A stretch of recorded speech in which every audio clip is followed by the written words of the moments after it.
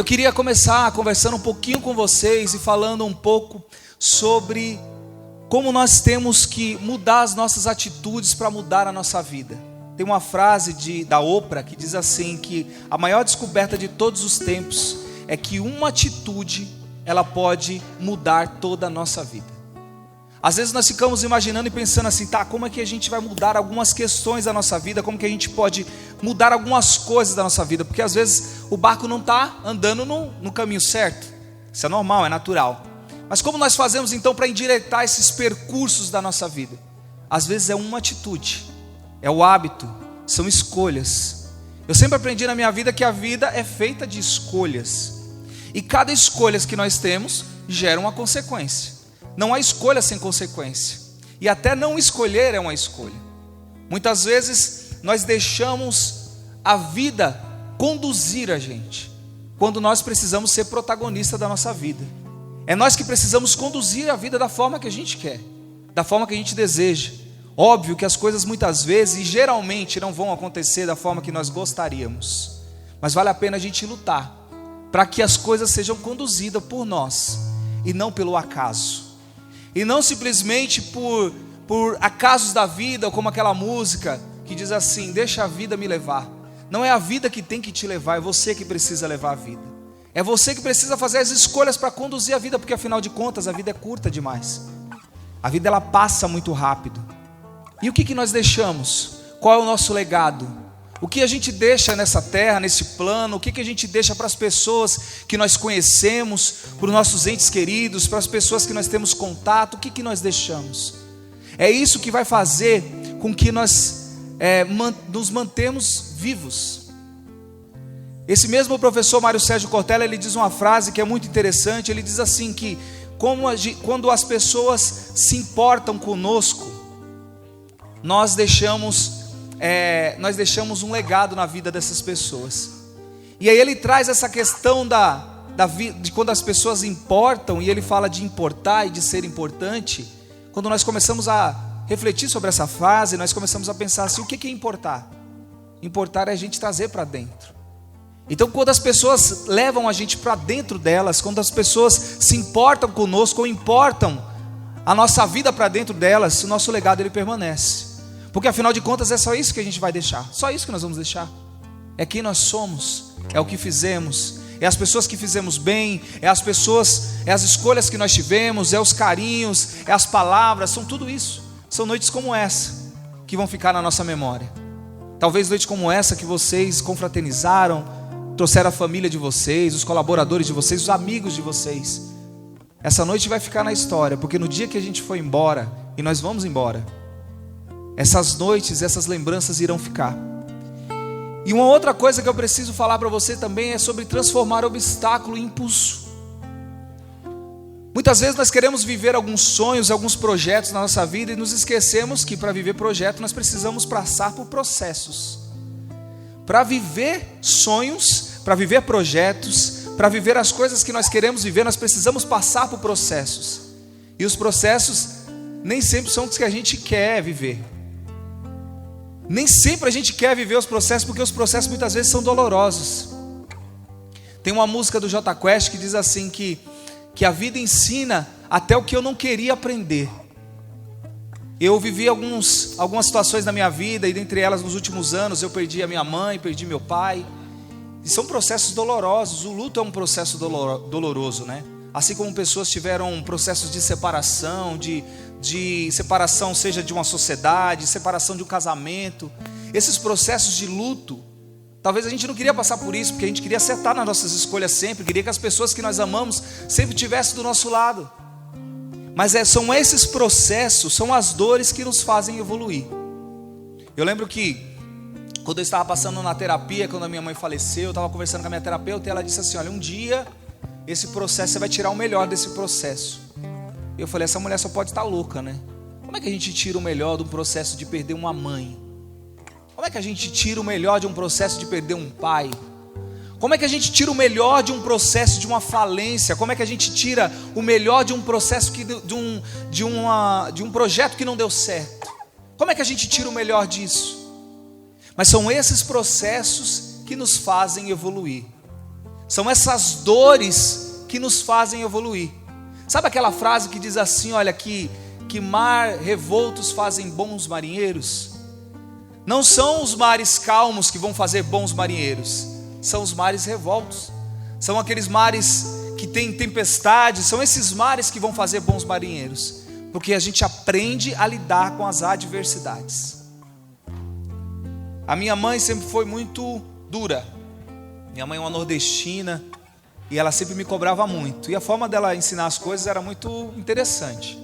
Eu estava até conversando hoje, falando sobre a educação das minhas filhas. Eu falei para elas, a minha mãe não precisava cobrar que eu fizesse a lição de casa. Minha mãe não me ensinava a lição de casa. A forma da minha mãe ensinar a lição de casa, ela colocava o chinelo em cima da mesa e dizia, faz a lição. Acabou. Quem era eu para falar que não ia fazer? Ou quem era eu para dizer assim, mãe, eu não sei. Vocês tiveram mãe parecida com a minha aí? Alguém teve mãe parecida com a minha? Colocava o chinelo na mesa e dizia assim, faça a lição. Mãe, o quê? Não tinha conversa. Então o processo de aprendizagem era duro, mas esse processo de aprendizagem foi que fez eu me tornar a pessoa que eu sou hoje. São as lutas, são as pessoas que nos cobram. São os amigos que falam, olha, você está errado, não é esse o caminho.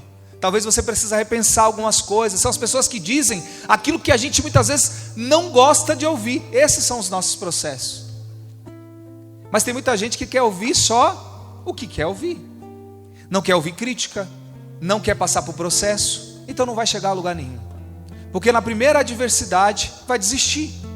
Na primeira adversidade vai dizer, eu não consigo.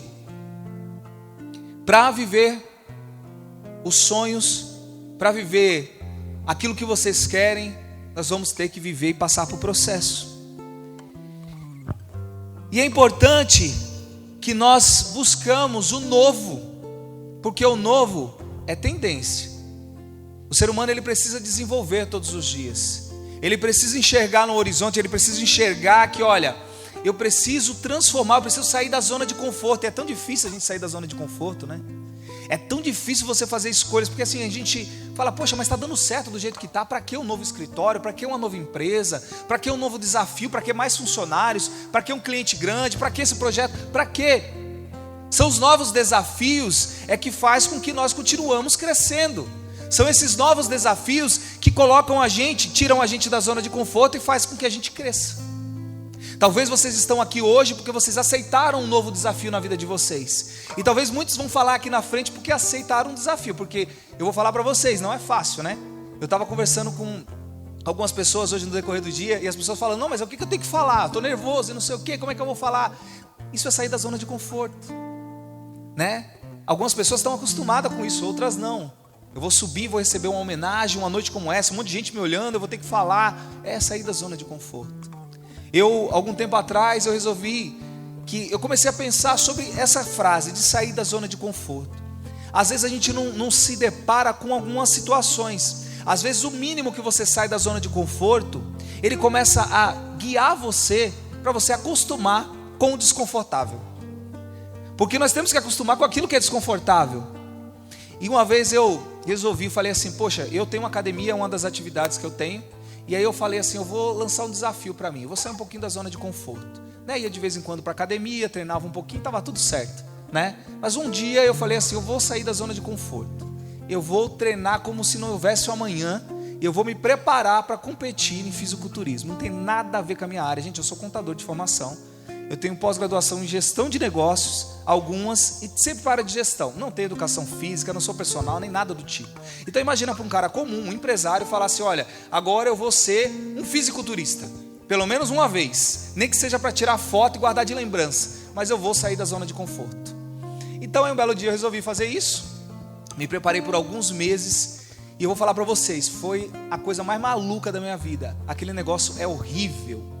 Eu não desejo isso para o meu pior inimigo, fazer dieta o tempo todo, você não poder comer as coisas que você gosta, não poder fazer as coisas que você quer, você ter tudo limitado, ter que treinar 2 vezes por dia, você ir até a sua exaustão, é horrível, de verdade.